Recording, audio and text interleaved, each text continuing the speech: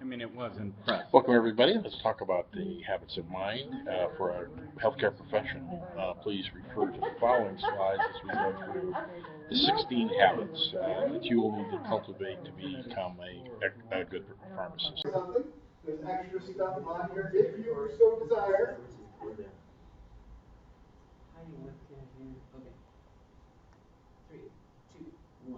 You can go in. Hey everyone, this is Troy. This is Vince. We're here, we're gonna rock this video, we're gonna make it the best podcast we've ever had. So stay tuned, we're gonna do the best thing on, what is this thing? Gematic. And it has a great name. Welcome, everyone. Let's take a look at a very important series of habits that you need to develop over your career, and certainly as you finish your pharmacy school time and go out to your APPE rotations, you'll have to pay attention to these professional habits of mind. There are 16 habits that have been associated with awareness, thought, and intentional strategy, and are also associated to very positive outcomes. These habits are not only good for leadership and management, but also in the clinical practice of pharmacy when working with patients.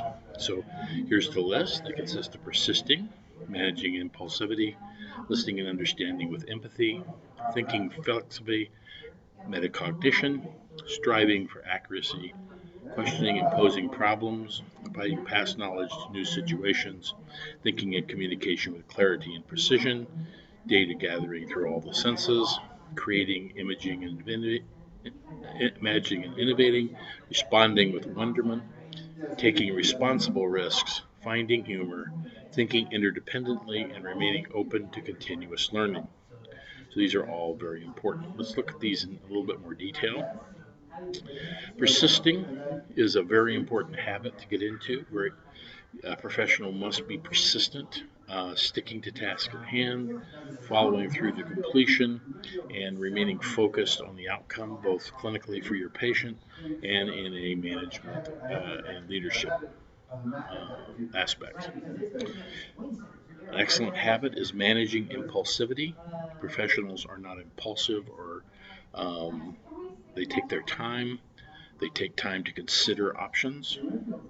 They think before speaking and acting, remain calm when stressed or challenged, are very thoughtful and considerate of others, and proceed very carefully. You can see that managing impulsivity is extremely important in the practice of pharmacy. We don't want to harm our patients because we haven't thought through the implications. Obviously, we want to listen with understanding and empathy to others, especially patients. You must pay attention and not dismiss others' thoughts. Put yourself in the patient's shoes. Tell others what you can relate to. This is very important to patients. And hold thoughts at a distance in order to respect another person's point of view and feelings.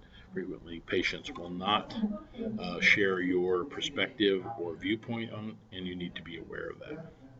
You need to remain flexible. Try to look at everything in another way, change your perspective, and consider the input of others and weigh options. Thinking about metacognition, striving for accuracy, and so forth. So let's go ahead and let's watch this video, right? Critical thinking is extremely important habit as well. Critical thinking is the habit of mind characterized by the comprehensive exploration of issues, ideas, artifacts, and events before accepting and formulating an opinion or conclusion. It's presented here as a rubric that's presented by the American Associations of Colleges and Universities, and describes the attributes and the development of critical thinking from a baseline through a capstone level of achievement. Here we have a critical thinking exercise. How do you put a giraffe in your refrigerator? Well, you open the refrigerator, put in the giraffe, close the door. This question tests whether you tend to do simple things in an overly complicated way. How do you put an elephant into your refrigerator? Open the door, take out the giraffe, put in the elephant, and close the door. This tests your ability to think through the repercussions of things. Lion King is hosting an animal conference for all the animals except one. Which one does not attend? Again, it's the elephant because you just put him in the refrigerator. You know, this tests your memory and the implications of what you've done. And then if you cross a river with crocodiles, you know that now is a good time to jump in and swim because the crocodiles are at the animal conference.